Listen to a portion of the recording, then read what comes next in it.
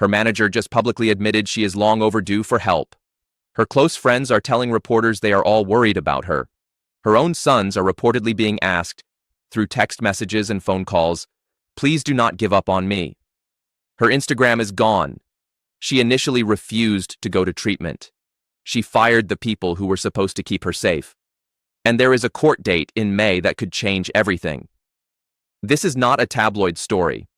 This is a detailed, verified account of what is actually happening to Britney Spears right now, and why the people closest to her are more scared than they have been in years. Everything in this video is drawn entirely from verified reporting by the New York Times, NBC News, News Nation, Yahoo Entertainment, the Los Angeles Times, the Press Democrat, Parade, E! Online, IB Times, GeoTV, ZapZ, Bollywood Shotus, and official statements from Britney Spears' manager and her legal representatives. Britney Spears has not been convicted of any crime. She is legally presumed innocent. We are not drawing clinical or medical conclusions of any kind. This is a factual, respectful breakdown of a very complicated and ongoing situation, presented so you can understand what is actually happening and why so many people who care about her are worried right now. Start at October 2025 because the March 4th arrest did not come out of nowhere. It came at the end of a long and visible chain of events that people around Britney Spears watched unfold over several months, that were reported on, documented, and in some cases literally recorded on video, and that nobody found a way to stop. In October 2025, a video began circulating online that showed a vehicle driving erratically after leaving a restaurant near Britney's home in Thousand Oaks, California. The car was swerving. Witnesses told reporters the driver nearly hit a pedestrian while leaving the parking lot. Multiple outlets identified the driver as Britney Spears. Her response was immediate and defensive. She said publicly that the person in the video was not her, that it was a look-alike, and that people should stop believing tabloids about her mental health and her drinking. She wrote on X, formerly Twitter, that the constant gaslighting from those around her was extremely hurtful and exhausting. What the October incident told people close to her, and what they have since said on the record to multiple news outlets, is that the situation was already fragile before the arrest. The driving concerns were not new, they were documented, and the public denial of what was on camera set up a pattern that would repeat itself when things got worse in March. That same autumn, Kevin Federline, her ex-husband and the father of her sons Sean Preston, now 20, and Jaden James, now 19, published a memoir called You Thought You Knew. The book contained serious and disturbing allegations about Britney's behavior during the years they shared custody of their children. He alleged she once punched Sean in the face. He alleged the boys witnessed her standing in their bedroom doorway holding a knife. He claimed she once served Jaden shellfish despite his known severe allergy. He wrote that the boys had eventually told him they were done with visits to their mother because every encounter ended with her yelling about something and left them emotionally drained. And he included a warning that has since been cited everywhere. Something bad is going to happen if things do not change, and my biggest fear is that our sons will be left holding the pieces. Britney pushed back forcefully on the memoir, calling the claims gaslighting and saying she felt demoralized, but the words were out, and the clock Kevin described kept ticking. Also, in late October 2025, Britney deleted her Instagram account. Not deactivated, deleted. It came after a series of posts that had alarmed fans and family alike. Videos of herself dancing alone in her home with visible bruises on her arms and legs, cryptic captions about brain damage and about her sons, posts reflecting on the physical and psychological toll of the 2018 rehab stint she underwent while under the conservatorship. She had posted videos of herself dancing with sharp knives and had been photographed appearing unsteady during a visit to a restaurant, which the Daily Mail reported and which People confirmed through additional sources. In November 2025, less than a week after deleting the account, she restored it and posted a lingerie video captioned with a reference to the devil in the details. Sources close to her sons told Radar Online that Sean and Jaden were devastated when the account came back. They had hoped she was done with it. They had been embarrassed for years by the posts, and they felt that the platform was making everything worse. Understand the position her sons are in. Sean is 20 years old, Jaden is 19. They grew up watching their mother's most public breakdown play out on the cover of every tabloid in the world. They were in primary custody with their father, Kevin, in Hawaii.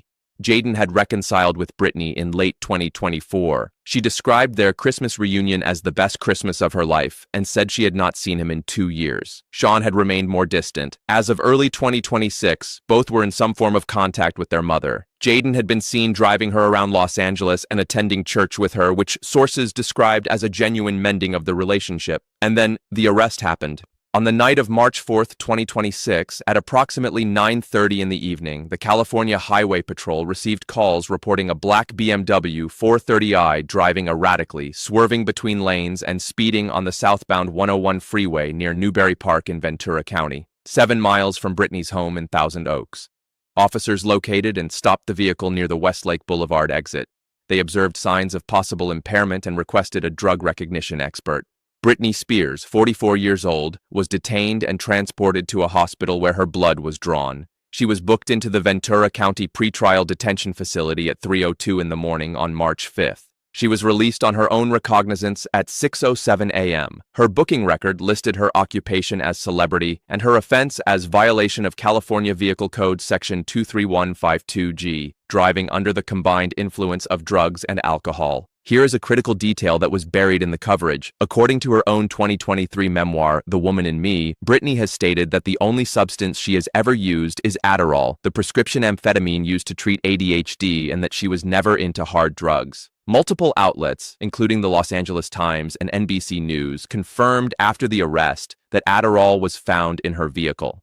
It has not been confirmed whether she had a valid prescription. Toxicology results are still pending as of this recording. The distinction matters enormously because driving while impaired by a prescribed medication you are legally taking is legally and medically different from driving while illegally impaired. That distinction will almost certainly be central to whatever happens at the May 4th court date. Hours before the arrest, she had posted videos of herself dancing alone inside her home on Instagram, the same account that had been a source of concern for months. The posts were unremarkable in content but became deeply significant in context once news of the arrest broke, because they showed exactly where her head was at that moment. Hours later, her Instagram account went dark again. This time, sources told E! Online and Page 6 it was taken down almost immediately after the arrest became public, either by her or by someone close to her. The statement that came from her manager, Cade Hudson, was remarkable for what it admitted. He called the incident completely inexcusable. He said Britney was going to take the right steps and comply with the law, and that hopefully this could be the first step in a long overdue change that needs to occur in Britney's life. He confirmed that her sons Sean and Jayden were going to be spending time with her. He said loved ones were coming together to develop a needed plan to set her up for success and well-being. That statement used the words "long overdue" twice. Her own manager, speaking on her behalf, said publicly that the situation had needed to change for a long time, and that they had not managed to make it change until this moment forced the issue. That is not the language of damage control. That is the language of genuine alarm. Then came the news, reported by News Nation and confirmed through multiple close sources, that Britney had initially refused to go to treatment. The plan had been for her to enter a facility quickly, to get ahead of the court date and demonstrate accountability before a judge reviewed her case. That is the standard legal strategy for a first-time DUI in California. Get into treatment proactively, show the court you are serious, and reduce the risk of harsher consequences. Britney resisted. And the reason she resisted, according to sources who spoke to multiple outlets including Heat World and IB Times, is the reason that makes this entire situation so psychologically complicated and so painful to watch from the outside. If she senses people are trying to control her, it immediately brings back memories of the conservatorship and she panics. That is not a quote from a critic, that is a quote from someone close to her trying to explain why the most logical available path toward recovery, voluntary treatment, is the path she finds hardest to walk. Because for Britney Spears, the concept of allowing other people to put her in a facility, to manage her schedule, to monitor what she puts in her body and where she goes and when, that is not an abstraction, that is 13 years of her life. That is the arrangement she fought her way out of at enormous personal cost. And the fact that it is now being suggested again, even by people who love her, even as a form of help rather than control, sets off something in her that is not irrational. It is the scar tissue of a specific kind of institutional trauma that most people have never experienced. Sources confirmed to News Nation by mid-March that she had come around. After some initial resistance, a close friend told the outlet that she now recognized treatment as an opportunity to get her life back and was open to getting ahead of the issue and re-examining the choices she had been making over the past few years. That shift, from refusing help to accepting it, represents something. It is not nothing, but the reporting also notes that there is ongoing concern among people close to her about whether she will follow through when the time comes, whether, as one source put it, it will do a lot of good, or whether fear of losing control again will pull her back. Meanwhile, the most honest window into where she is emotionally comes not from a formal statement, but from the phone calls and text messages she has apparently been sending to her sons. According to insiders who spoke to GOTV, The Mirror, and IB Times, Britney has been reaching out to Sean and Jaden constantly in the days following the arrest, apologizing, promising to do whatever it takes, and asking them, please, not to give up on her. She is described as devastated, as genuinely embarrassed, the source put it plainly. Right now, the only thing that really matters to her is making sure things are okay with Jaden and Sean. She has been working so hard to rebuild her relationship with them, and she is devastated that this could put everything in jeopardy. Jaden, who had just recently been driving her around Los Angeles and sitting with her in church, was reported by sources as still rallying behind his mother, visiting her home and trying to help. His presence, insiders said, helps her. Sean's involvement was described as less certain, and the fear among people who know this family, who have watched this story for 2 decades, is that a moment of crisis that could have been the catalyst for real recovery might instead become another fracture in relationships that have already been broken and painstakingly rebuilt more than once. There is also the matter of what comes next, legally. California Vehicle Code Section 23152G, which is what she was booked under, covers driving under the combined influence of drugs and alcohol. For a first offense with no accident and no injuries, the standard range of outcomes typically includes probation, fines, a DUI education program, and a possible license suspension. Judges frequently take proactive treatment into account when determining penalties. If Britney enters a voluntary program before May 4th and demonstrates good faith compliance, legal experts who have spoken to Us Weekly and other outlets say the consequences could be significantly reduced. If she does not, or if the toxicology results reveal something more serious, the picture changes. The Ventura County District Attorney's Office has not confirmed whether formal charges will be filed before the May 4th court date, and that question remains open as of this recording. One more detail that has received far less attention than it deserves. In January 2026, just 6 weeks before the arrest, Britney posted on Instagram saying she will never perform in the United States again for what she described as extremely sensitive reasons. She said she might perform in the UK or Australia, and that she hoped someday to perform with her son Jaden on a stool with a red rose in her hair. It was framed by many as a cryptic or emotional post, and it was.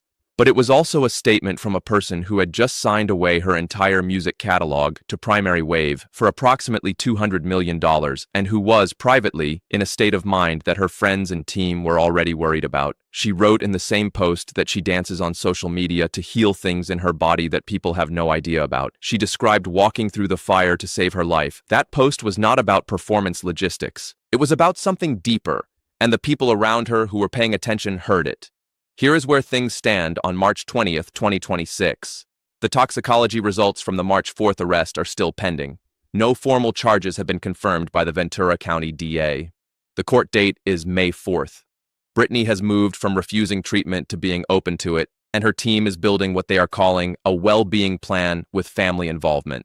Her sons are reportedly in contact with her. Jaden has been physically present.